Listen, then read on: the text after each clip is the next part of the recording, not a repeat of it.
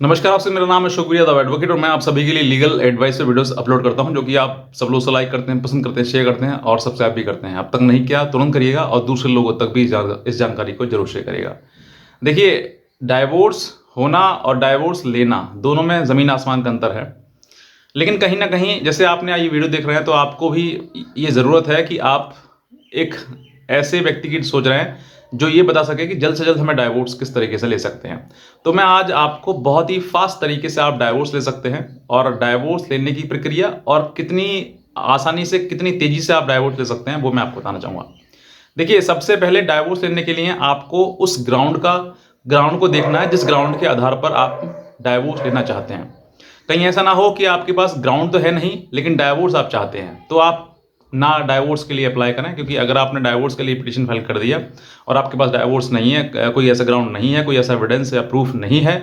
तो फिर आप 100% लास्ट में यही पाएंगे कि आपका केस डिसमिस हो गया। ये मैं आपको सतर्क कर रहा हूँ इस चीज़ से, ताकि आप भविष्य में ना पछताएं ना परेशान हो, क्योंकि आपका पैसा, टाइम और मेंटली जो हैरासमेंट होगा आपका, वो सबके जिम्मेदार सिर्फ और सिर्फ आप ही होंगे। तो मैं आपको ये सबसे पहले बताना चाहता हूँ, अगर आपके पास में कोई ग्राउंड है जो कि सेक्शन 13 हिंदू मैरिज एक्ट के तहत दिए गए हैं डाइवोर्स लेने के लिए, वो ग्राउंड में से कोई भी अगर आपके पास एक स्ट्रॉन्ग ग्राउंड है, तभी आप डाइवोर्स के लिए डाइवोर्स पिटीशन फाइल करें।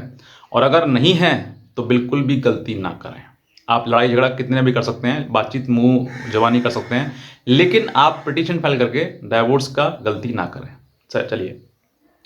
उसके बाद अब बात करते हैं कि अगर मान लीजिए आपके पास ग्राउंड है, आपने डाइवोर्स पिटीशन फाइल कर दिया, अब जल्द से जल्द, क्योंकि काफ़ी ऐसे भी लोग हैं कि सर मेरे 3 साल हो गए, 4 साल हो गए, मेरे डाइवोर्स का मैंने पिटीशन फाइल कर रखा है, उसमें तारीख पे तारीख पड़ रही है, उसमें पिटीशन में प्रक्रिया आगे बढ़ी नहीं रही है, बताइए सर मैं क्या करूं।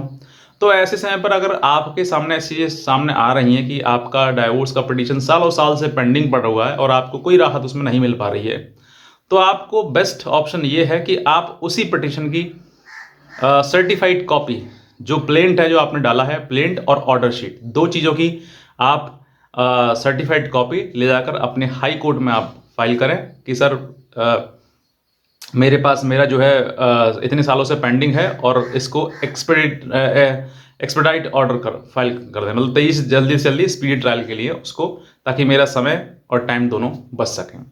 अब ये होगा क्या, जब आप नीचे से हाई कोर्ट जाएंगे, लोअर कोर्ट से हाई कोर्ट जाएंगे, तो हाई कोर्ट जो है आपको डायरेक्शन देगा कि आपको मतलब लोअर कोर्ट के लिए, कि आप इस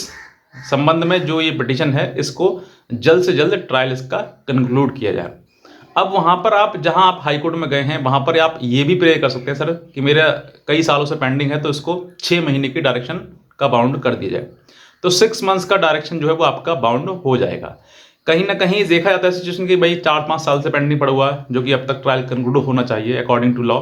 लेकिन अगर नहीं हो पा रहा है और आपको काफ़ी समय लग रहा है उसमें, तो आप ये प्रक्रिया, ये इस तरीके से है हाई कोर्ट में आप अपने वकील साहब से आप कह सकते हैं कि सर ये आप प्रेयर इसमें करें कि 6 मंथ्स का टाइम बाउंड हो सके। तो 95% ये चांसेस होते हैं कि आपका जो टाइम है वो 6 महीने का बाउंड हो जाता है और लोअर कोर्ट को फिर 6 महीने में वो केस डिसाइड करना होता है। अब इधर हो या उधर हो, मतलब आपको आपके पक्ष में डाइवोर्स आए या फिर ना आए, लेकिन उसको उसका कंक्लूजन जो है वो 6 महीने के भीतर आपको उसको कोर्ट को जो है वो देना ही देना है। अगर नहीं देता है लोअर कोर्ट, तो फिर ये क्या हो जाएगा, कंटेम्प्ट ऑफ कोर्ट हो जाएगा। तो आप इस तरह की चीज़ें समझिए कि अगर 6 महीने हो जाता है तो, और अगर मान लीजिए मैं कहता हूँ 6 महीने में नहीं भी होता है, तो एक्सपीडिएट ऑर्डर हो जाते हैं, मतलब कि स्पीडी ट्रायल के लिए, तब भी आपका 1 साल मैक्सिमम कोर्ट, लोअर कोर्ट खत्म कर देगा। मतलब 1 साल से पहले पहले 8 महीने, 6 महीने या 7 महीने, 9 महीने, 10 महीने, इस तरीके के इतने समय में खत्म कर देगा। अब ये आप केस फाइल करने के कब जा सकते हैं कि भाई सर केस हमने फाइल कर दिया तो कब जाएंगे हम, तो जैसे केस फाइल किया है, संबंध दूसरे पार्टी को हुए हैं और दूसरा पार्टी अपीयर हो गया है, अब आपके पास सही समय है कि आप इसको स्पीड ट्रायल के लिए डायरेक्शन ले आए, हाई कोर्ट से ले आए।